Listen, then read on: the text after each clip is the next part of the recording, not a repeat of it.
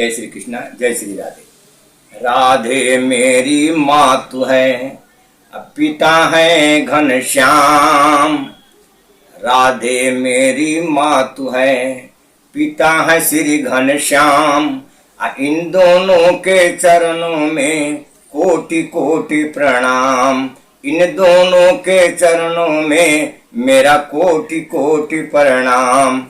धर्म प्रेमी सज्जनों, आज मैं आप लोगों के सामने इस मंच से श्रीमद् भागवत के कथा के प्रसंग में जो एक प्रसंग आता है कृष्ण सुदामा मित्रता के बारे में, आज मैं वही प्रसंग आप लोगों के सामने बताने जा रहा हूं कि भगवान कृष्ण और सुदामा का जो मित्रता थी, उस मित्रता में बहुत लोगों को ऐसे ऐसे प्रश्न आते हैं या बहुत लोग ऐसे मन में शंका होता है बहुत लोगों को कि कोई ऐसे कहते हैं कि सुदामा जी संस्कारी ब्राह्मण नहीं थे।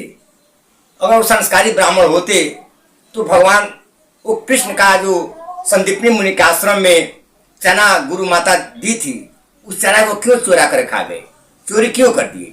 ये संस्कारी ब्राह्मण का काम है क्या?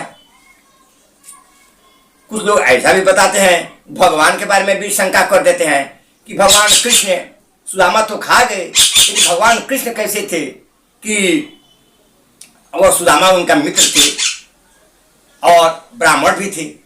तो एक ब्राह्मण मित्र का थोड़ा सा चना ही खा गया अगर, तो कौन बहुत बड़ा गलती कर दिया? तो इसके लिए भगवान को आजीवन दरिद्र होने का श्राप दे दिए कि जाओ तुम पूरा जिंदगी भर दरिद्र रहो, भिखमंगा रहो, गरीब रहो। तो ये भगवान ऐसा कर क्यों किए? ये दोनों प्रश्न हम लोग के मन में आता है, ऐसे और श्रद्धालु भक्तों के मन में भी आता है, आना भी चाहिए, इसमें कोई बड़ी बात नहीं है। इसलिए कि जिज्ञासा जब होगी मन में तभी कुछ कोई बात जानने के लिए और मन में जिज्ञासा उत्पन्न होगी। तो इसलिए मैं भी इसका अपने तरफ से भी जो कुछ जानता हूं इसके बारे में आप लोगों को बताने का प्रयास कर रहा हूं। आप लोग सुने। भगवान कृष्ण अगर सुदामा जी को श्राप दिए कि तुम दरिद्र हो जाओ, ये बात गलत है। ये भागवत में कहीं लिखा नहीं है, न किसी किताब में लिखा है। हम लोग अपने मन से बनाकर कहते हैं या जो भी और लोग कथावाचक हैं या विद्वान हैं लोग कहते हैं, लेकिन ये बात है नहीं। भगवान कृष्ण कहीं श्राप नहीं दिए हैं और भगवान होकर के वो एक मुट्ठी चना के लिए वह श्राप देंगे कि तुम खा गए हमारा चना, तुम दरिद्र हो जाओ, तो फिर भगवान की दयालुता में बट्टा लगता है। भगवान अकारण दयालु हैं। जो भगवान अकारण दयालु हैं, वो एक मुट्ठी चना के लिए श्राप देंगे अपने मित्र को, उसमें भी ब्राह्मण को? ये हो सकता है? ये बात गले नहीं उतरती है। और बात भी सच्चाई है कि कहीं लिखा नहीं है ये बात कि भगवान कृष्ण को श्राप दिए थे। ये मनगढ़ंत बात है। खुद सोचने की बात है कि भगवान होकर के एक मुट्ठी चना के लिए क्यों श्रापेंगे, वो भी अपने मित्र को और ब्राह्मण मित्र को?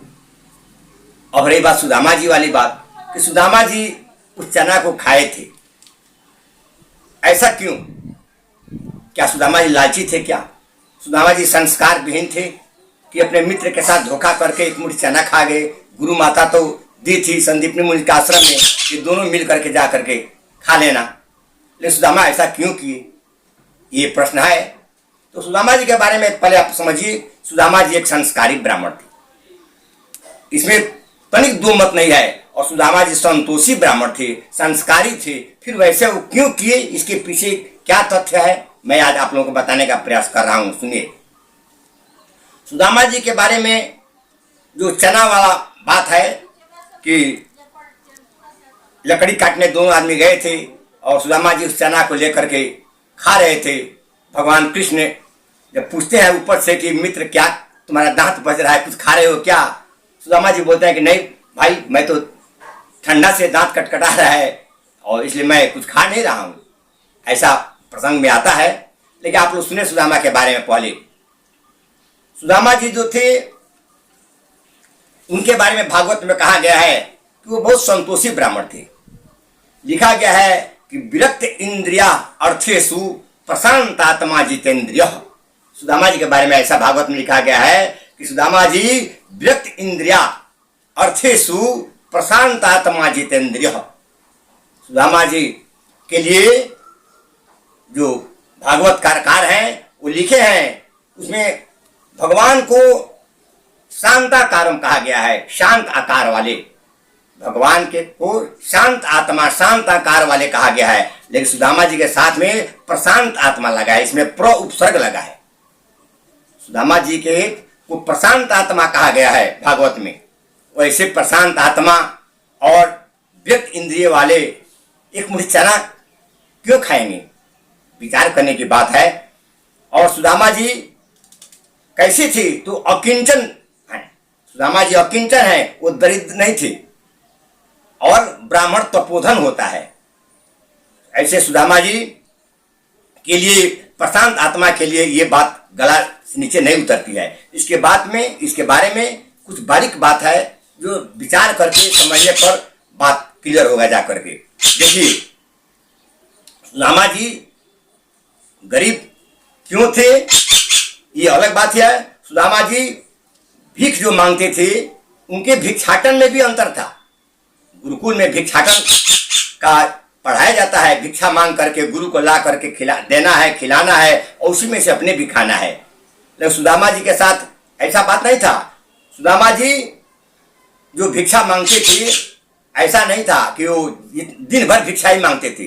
उनको आकाश वृत्ति से जो भिक्षा मिल जाता था, अपने से कोई लाकर देता था, उतना में संतोष करते थे। ऐसा नहीं कि पूरा भर ले और उसके बाद भी दरवाजा का मांगे, ऐसा सुदामा जी में नहीं था।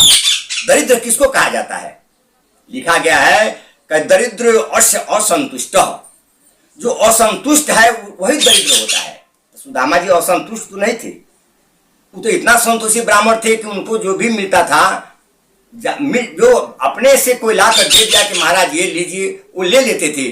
और ऐसा नहीं कि जाके 50 दरवाजे पर जा करके पूरा लेकर 10 दिन खर्चा लायक लेकर रख लेते थे, ऐसा बात नहीं था। बहुत संतोषी ब्राह्मण थी।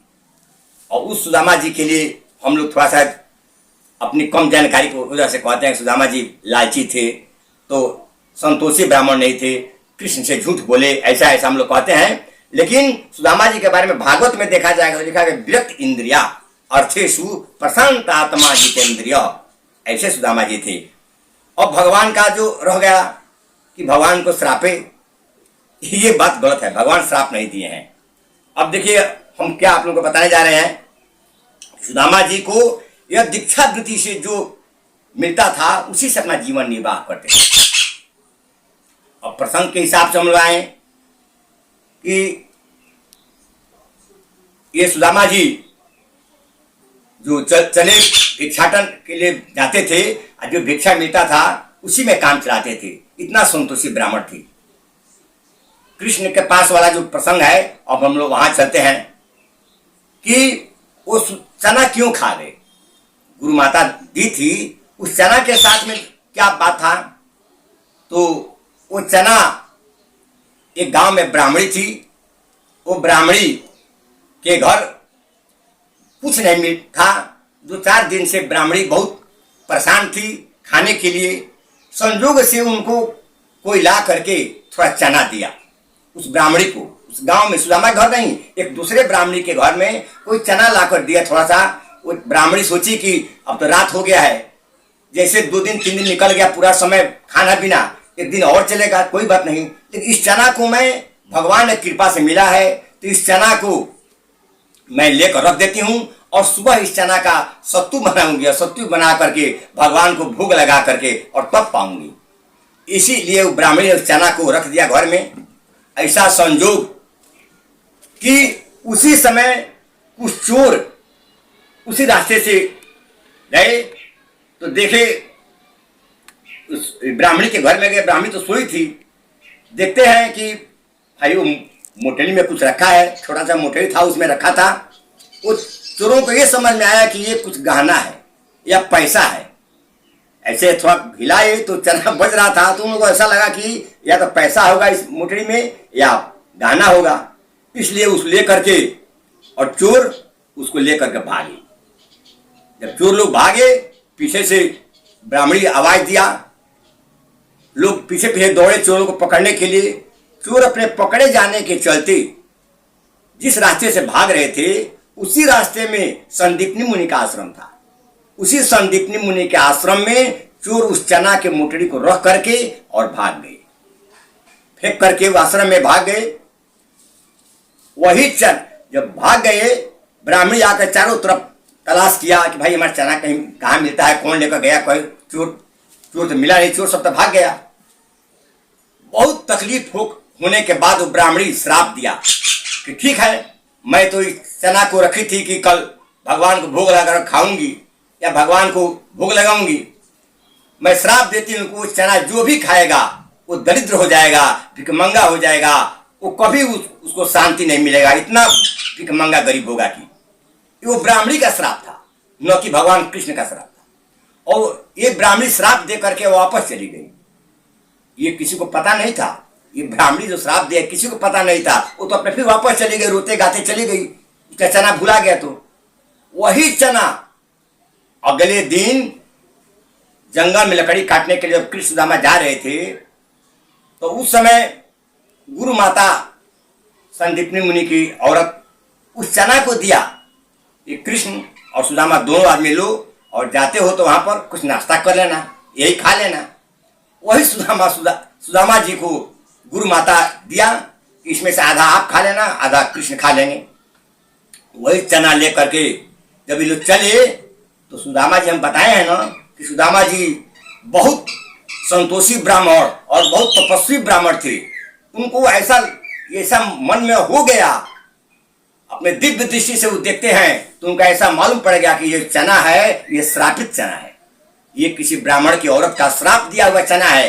अगर ये चना हमारा मित्र कृष्ण खा लेता है, इसमें से एक दाना भी खा लेगा तो आजीवन दरिद्र हो जाएगा।